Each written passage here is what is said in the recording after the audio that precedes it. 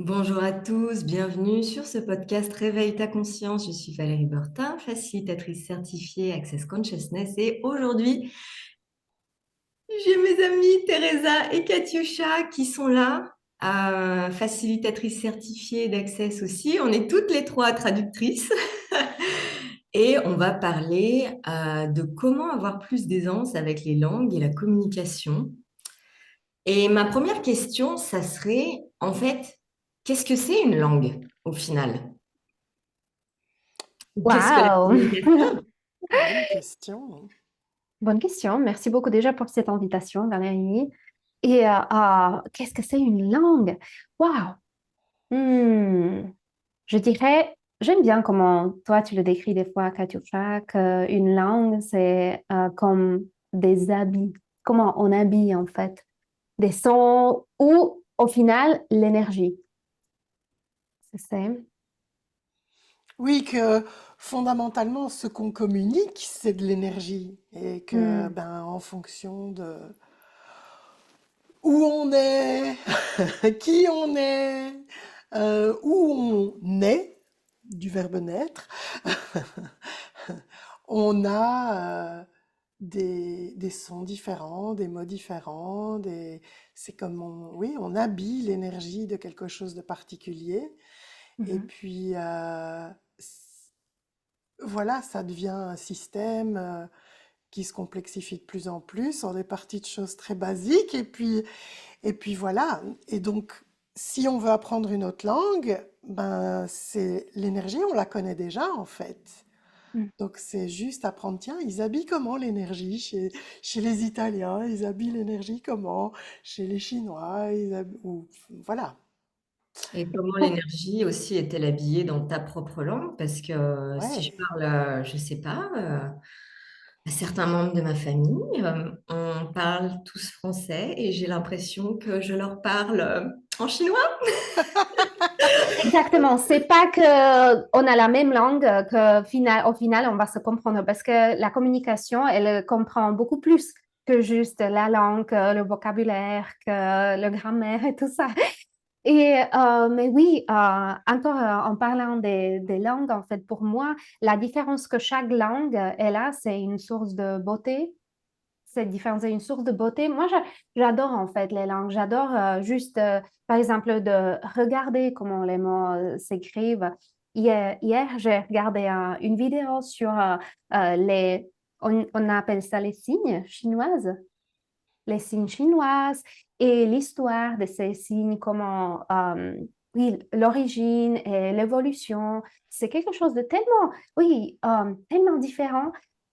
Du coup, tu comprends que la personne, selon la langue aussi, sa façon de penser, elle est bien impactée en fait par les mots quotidiens et aussi la structure, la forme que la langue a. C'est vraiment super intéressant.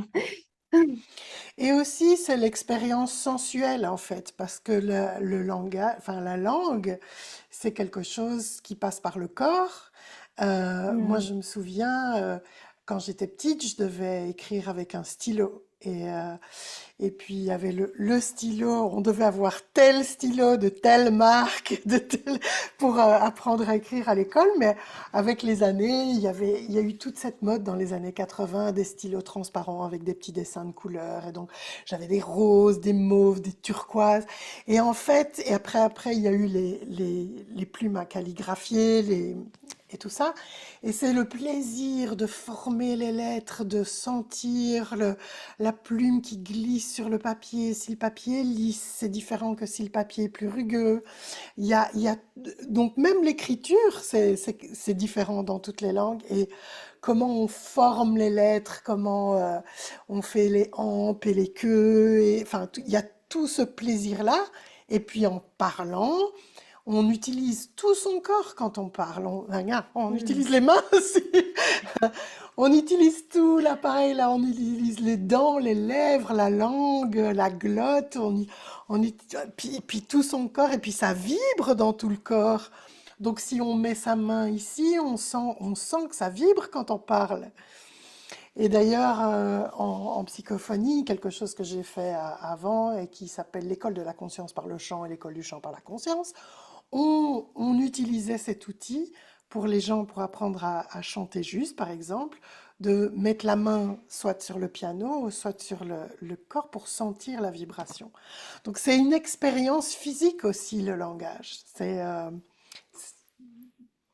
C'est, par exemple, on peut prendre plaisir à parler une langue plutôt qu'une autre a priori, puis après on se débarrasse de ses points de vue sur la langue et on aime parler toutes les langues, mais c'est vraiment cette expérience du son, le R qui est R ou qui est R ou qui est R ou qui...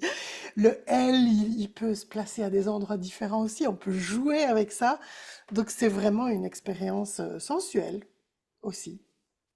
Je savais pas qu'on irait là, mais on y est allé. Voilà. Mm.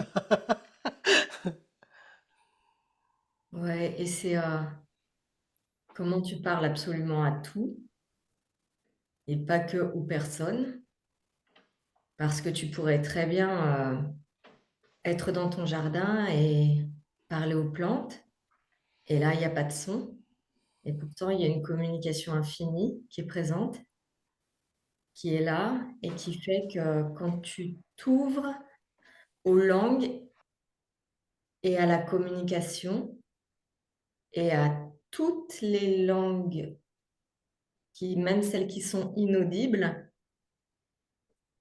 tu reçois quelque chose de différent et tu peux parler à tout, même sans parler. Mais c'est ça, il faut se rendre compte qu'en fait, c'est pas qu'on ouvre la bouche que c'est le début de la communication. Et si on regarde une fleur, par exemple, une plante, et qu'on pense que, ah oui, cette plante, elle me plaît, elle est très jolie, est-ce que ça, c'est pas une communication déjà?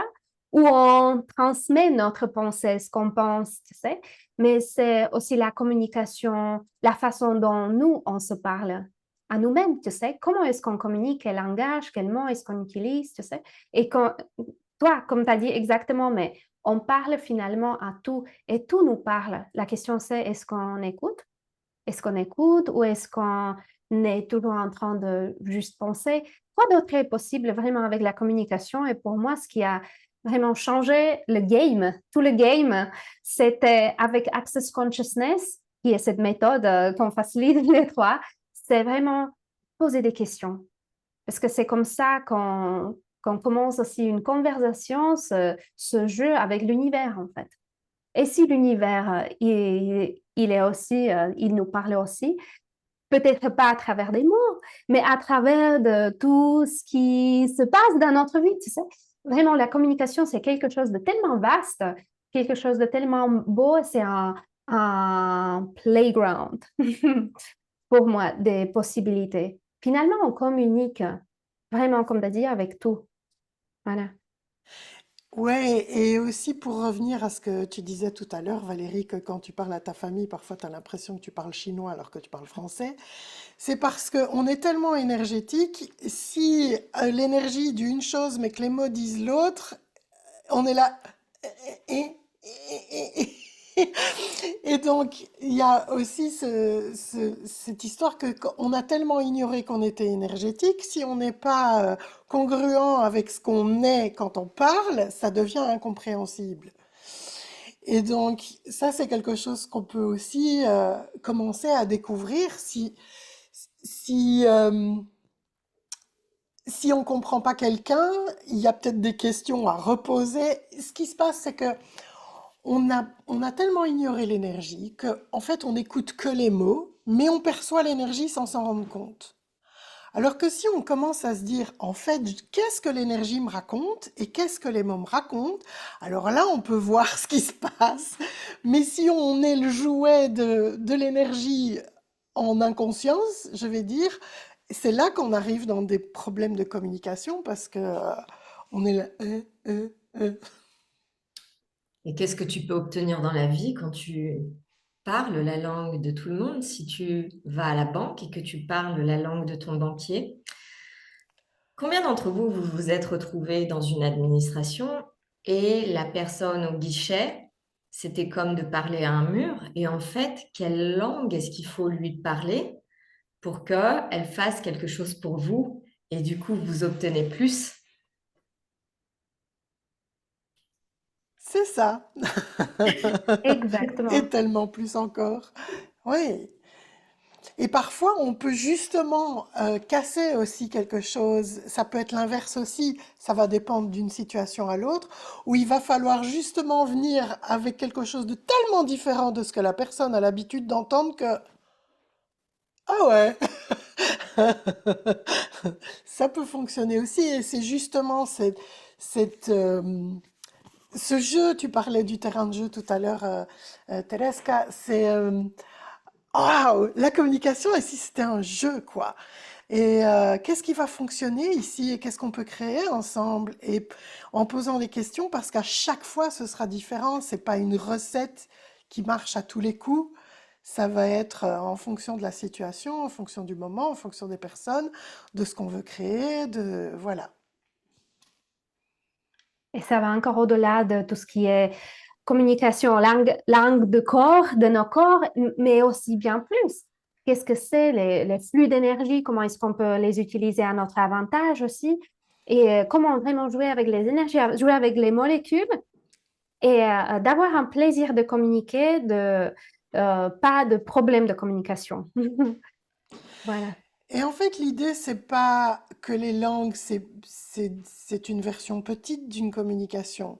C'est Mm. juste que c'est une partie de la communication et qu'il y a tout le reste autour. Et que les mots, les langues, c'est quelque chose avec lequel on peut jouer, justement, en combinaison avec tous les autres éléments. Et à force enfin pas à force, mais à mesure qu'on commence à découvrir toutes les autres possibilités qu'il y a pour communiquer, waouh! La vie devient tellement plus intéressante parce que partout où on va, on peut communiquer. Même si c'est juste avec les murs, ils communiquent aussi. Et donc on peut jamais s'ennuyer non plus. Oui, J'adore cette cette autre notion de façon de fonctionner, je, je communique avec ma maison, par exemple. Je lui demande qu'est-ce qu'elle aimerait comme meuble, qu'est-ce qu'elle aimerait comme quoi d'autre est-ce que je peux ajouter. Et voilà, c'est vraiment une autre façon de fonctionner avec tout ce qui nous entoure. Et pourquoi pas si penser ou commencer à explorer ce qui est possible, parce que je ne sais pas comment vous, mais pour moi, le contraire ou d'avoir juste quelque chose de logique et linéaire. Et j'ai vécu ça depuis mon enfance quand j'ai commencé à croire que c'est ça le dur, le vrai, l'ordinaire, c'est tout ce qu'il y a, mais ça ne me suffit pas. Donc, j'étais toujours à la recherche de quelque chose d'autre et vraiment les outils d'accès, euh, aussi en les utilisant. euh, avec tout ce qui est langue et communication, ça ouvre quelque chose de merveilleux, vraiment. Mm. Je suis totalement d'accord. Et tu sais, là, il ne s'agit pas de se forcer à apprendre une langue qu'on n'a pas envie d'apprendre si c'est juste pour le jeu, pour s'amuser. Parce que pour moi, il y a aussi une notion de tu entretiens ton cerveau. Et Mm. apprendre une langue étrangère, je me souviens en 2019, j'ai appris le coréen. Je me suis réveillée un matin, j'ai fait aujourd'hui, j'apprends le coréen. Je n'avais pas accès à ça à l'époque, j'étais là. Mais qu'est-ce que c'est que ça? Et je l'ai fait, j'ai appris l'alphabet et à lire en 2 heures.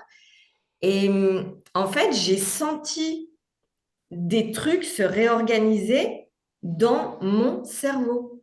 Littéralement, en fait, je pourrais pas trop dire comment ça marche. Je suis pas vraiment calée en neurosciences et tout ça.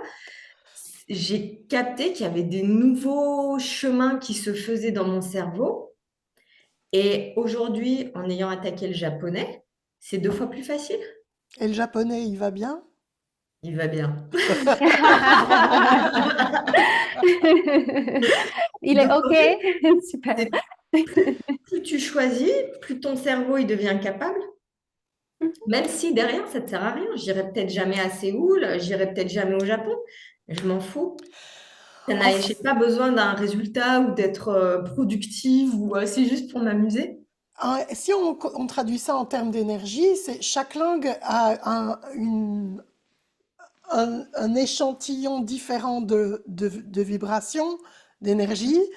Et tout ce qu'on reçoit à travers ça, c'est aussi, à la limite, tu apprends l'alphabet coréen, tu as un téléchargement de toutes sortes de choses culturelles et autres que tu reçois à travers ça. Et c'est pas du tout cognitif, mais on le reçoit. Et en fait, ce que j'ai toujours vu en apprenant plus de langues, c'est qu'on élargit sa palette énergétique, en fait. Parce que, d'ailleurs, quand on parle même ne fût-ce que de langue, il y a parfois des mots qu'on va dire plus facilement dans une langue que dans l'autre, même si on connaît le mot dans les deux. Parce que ça colle mieux à ce qu'on veut dire. Mm. Et ça, c'est l'énergie. Et donc, on peut exprimer certaines choses de différentes façons dans les langues. Donc, c'est jamais une traduction. Quand on traduit, c'est jamais 100%, 100%. C'est toujours 99 ou 99% et une petite nuance de cette langue-là et une petite nuance de cette langue-là. Et donc, ça enrichit toute notre expérience énergétique de la vie. Ça nourrit comment on vit les choses, comment on perçoit les choses. C'est tellement énorme, en fait, que plus on élargit plus on s'ouvre à de nouvelles énergies, plus on raffine aussi notre perfection, joli, joli lapsus, notre perception et notre interaction avec tout le monde devient beaucoup plus riche. Exactement. Et comme tu as dit, peut-être que ça ne sera pas un résultat que tu peux voir tout de suite aussi et tu ne vas pas au Japon ou en Corée. Mais en fait, quoi d'autre est-ce que ça t'a permis d'accéder? En fait, qu'est-ce que ça a ajouté dans ta vie si on le regarde justement de cette perspective énergétique et aussi c'est en fait comme tu disais, exactement, ça nous entraîne le cerveau, ça commence à créer les nouvelles Les comment ça voies s'appelle? neuronales, les chemins, oui. Oui, les chemins neuronaux. Et en fait, c'est ça exactement la partie où c'est inconfortable, c'est le processus, le travail dur, c'est là, ça fait partie de comment les chemins se forment. Donc, et c'est normal, et il y a besoin de cette transformation ou cette période où c'est inconfortable, mais d'où ça vient en fait ce point de vue que c'est mal, parce que c'est inconfortable, ça veut dire que j'y arrive pas. Non, en fait, il y a vraiment des choses, même physiques, au niveau de notre corps qui sont en train de se former. Donc, en fait, ça demande un effort, il y a des sensations, mais ça fait tout partie de quelque chose de plus grand, en fait. Mm. Et tu parles de la zone de confort, sor- c'est- sortir de sa zone de confort, c'est la porte vers plus, en fait. Parce que souvent le problème que des gens ont pour apprendre une autre langue, c'est qu'ils voudraient être parfaits tout de suite. C'est qu'ils sont pas prêts à faire des fautes, ils sont pas prêts à dire des mots de travers, ils sont pas prêts à trébucher. Ils voudraient, et c'est tout à fait louable, et j'ai été comme ça aussi. Mais et ça, c'est rester dans sa zone de confort. Et du coup, on se bloque, on s'arrête, on fait pas le pas. Et de pouvoir, parce que parfois, c'est pas facile de sortir de sa zone de confort. Et donc, ce que les outils d'Access font aussi, c'est de nous permettre de pouvoir faire ce pas et d'embrasser l'inconfort et d'oser l'inconfort aussi quelque part et de ne plus avoir de point de vue sur le fait que je me trompe, je fais des fautes, je dis n'importe quoi, on ne me comprend pas, j'ai l'impression de pas avancer, mais c'est ok, parce que c'est juste moi qui sors de ma zone de confort. Et à chaque fois, on retrouve une nouvelle zone de confort plus large, et puis on replonge dans une nouvelle zone d'inconfort, etc., etc., et on finit par élargir. Waouh!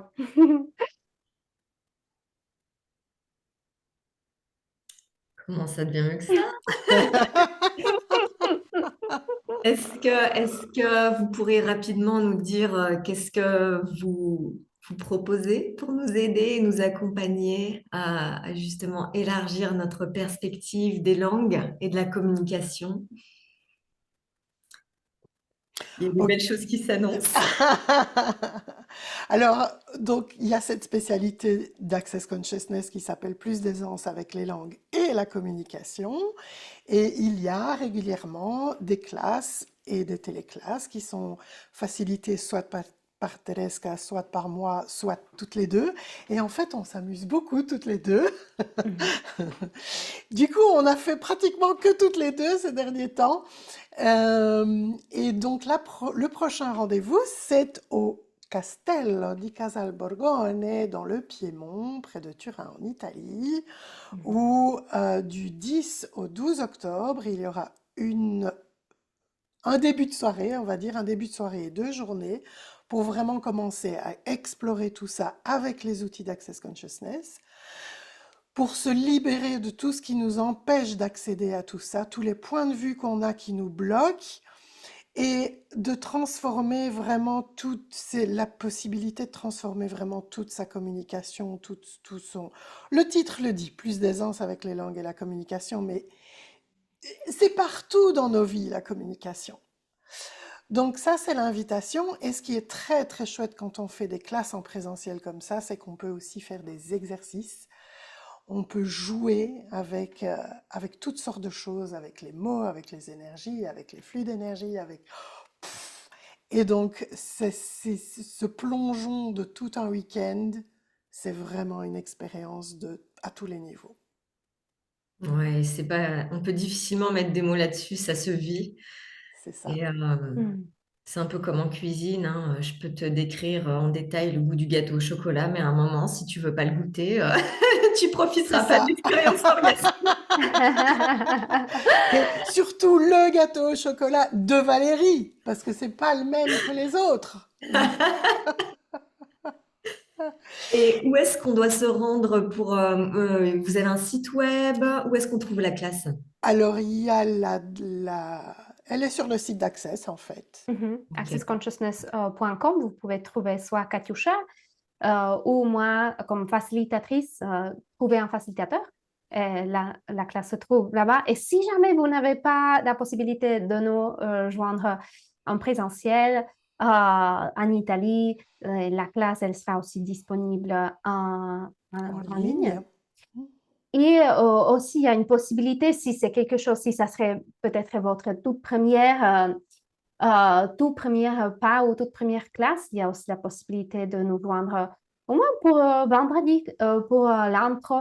Comme on a déjà vu récemment à Budapest, déjà pendant 1 heure et demie, c'est incroyable les endroits où on peut accéder, les questions, et ça dépend toujours de vous en fait. Vous venez avec votre unique demande, avec ce que vous aimeriez changer, qu'est-ce que vous savez par rapport aux langues et la communication que personne d'autre sait.